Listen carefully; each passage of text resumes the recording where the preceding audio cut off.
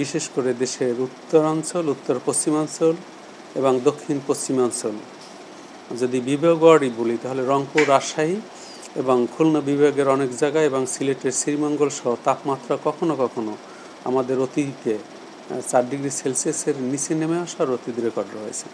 কিন্তু global warming এবং other atmospheric factors which is responsible for the lowering of the temperature সেগুলো এখন একটু কম ইফেক্টিভ থাকার কারণে এবং গ্লোবাল ওয়ার্মিংয়ের কারণে তাপমাত্রা কিন্তু সারা পৃথিবীতেই একটু ঊর্ধ্বগতি আছে। তার ছোঁয়া কিন্তু বাংলাদেশেও লেগেছে। এবার শীতে আপনারা দেখেন যে গত স্পেলে তাপমাত্রা 9 থেকে 10 ডিগ্রি সেলসিয়াসের মধ্যে একটি মৃদু ধরনের স্পেল ছিল, যেটি শেষ হয়ে গেছে। এবং এই স্পেল বর্তমানে আজকে থেকে নতুন আরেকটি মৃদু ধরনের শৈত্যপ্রবাহ শুরু হয়েছে, বিশেষ করে পঞ্চগড় জেলায়, পাবনা, নওগাঁ এবং চুয়াডাঙ্গা জেলায়। এখানে তাপমাত্রা সর্বনিম্ন তাপমাত্রা রাতে রেকর্ড করা হয়েছে 9.5 ডিগ্রি সেলসিয়াস এবং বদলগাছিতেও 9.5 ডিগ্রি সেলসিয়াস, তেঁতুলিয়াতেও 9.5 ডিগ্রি সেলসিয়াস রেকর্ড করা হয়েছে। অর্থাৎ মৃদু ধরনের যে শৈত্যপ্রবাহটা এখন বাংলাদেশের উপর বয়ে যাচ্ছে সেটি আরও অব্যাহত থাকবে 2 থেকে 3 দিন এবং তাপমাত্রা সেখানে 8 থেকে 10 ডিগ্রি সেলসিয়াসের মধ্যে ওঠানামা করতে পারে। আগামী 24 ঘন্টার মধ্যে দেশের পশ্চিমাঞ্চলের এবং উত্তরাঞ্চলের তাপমাত্রা 1 থেকে 2 ডিগ্রি সেলসিয়াস কমে গিয়ে শীতের অনুভূতিকে বৃদ্ধি করতে পারে। যেহেতু মধ্যরাত থেকে সকাল পর্যন্ত কুয়াশা পড়ে, আজকের কুয়াশার ডেনসিটি এবং পুরুত্ব অনেকটাই কম থাকার কারণে সূর্যের আলোর প্রাপ্যতা বেশি পাওয়া যাবে।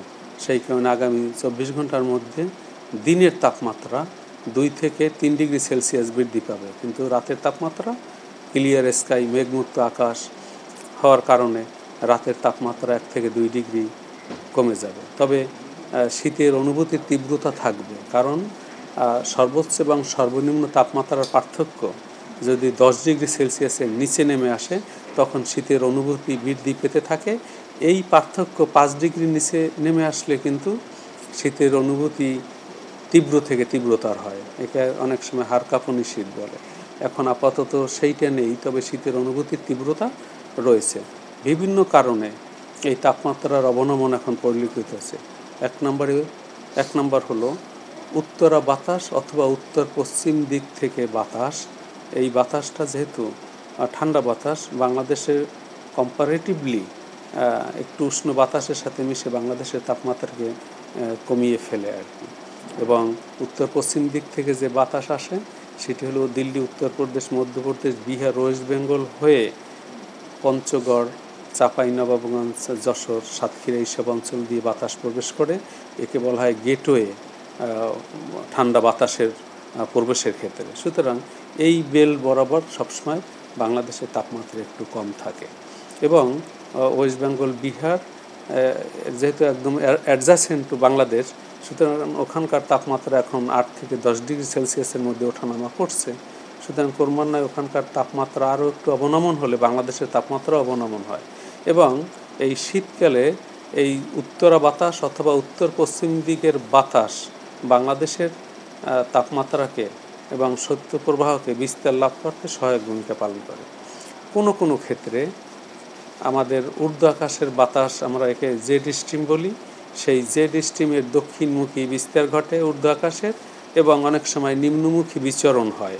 সুতরাং ঊর্ধ্ব আকাশের বাতাসের নিম্নমুখী বিচরণ এবং দক্ষিণমুখী বিস্তার লাভ কোনো ক্ষেত্রে আমাদের সারফেস তাপমাত্রাকে কমাতে সহায়তা করে এবং এই জেড স্ট্রিম এখন বাংলাদেশের উপরে অবস্থান করছে।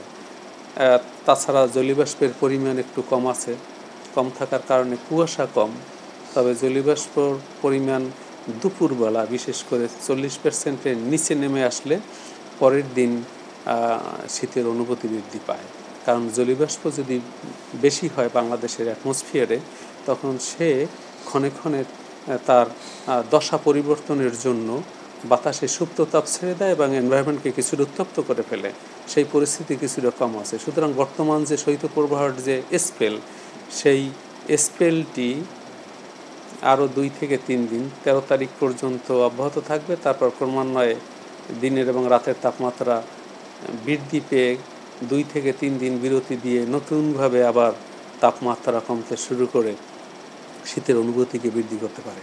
আপনারা জানেন যে বাংলাদেশের জানুয়ারি মাস সবচেয়ে শীতলতম মাস, সুতরাং আমাদের দীর্ঘমেয়াদী পূর্বাভাসেও আমরা বলেছি যে এই মাসে 1 থেকে 2টি মাঝারি থেকে তীব্র শৈত্যপ্রবাহ হতে পারে এবং 2 থেকে 3টি মৃদু ধরনের শৈত্যপ্রবাহ হতে পারে। একটি মৃদু ধরনের শৈত্যপ্রবাহ অলরেডি শেষ হয়ে গেল এবং দ্বিতীয় স্পেল যেটা আজকে থেকে শুরু হয়েছে এটিও 2 থেকে 3 দিন কন্টিনিউ করার পরে আবার কিছুটা বিরতি দিয়ে আবার নতুনভাবে আর একটা স্পেল শুরু হওয়ার সম্ভাবনা রয়েছে। তবে এবার শীতে ঠান্ডার অনুভূতির যে বিষয়টা সেইটা একটু বৃদ্ধি পেতে পারে। কারণ হলো এর সাথে শুধু বাংলাদেশের আবহাওয়াই জড়িত না, আমাদের অ্যাম্বিয়েন্ট অ্যাটমসফিয়ারিক কন্ডিশন বলি বা পারিপার্শ্বিক অ্যাটমসফিয়ারিক অবস্থা কী এবং এর সাথে বাংলাদেশের আবহাওয়া এবং জলবায়ুর সম্পর্ক কী, আমরা একে টেলিকানেকশন বলি।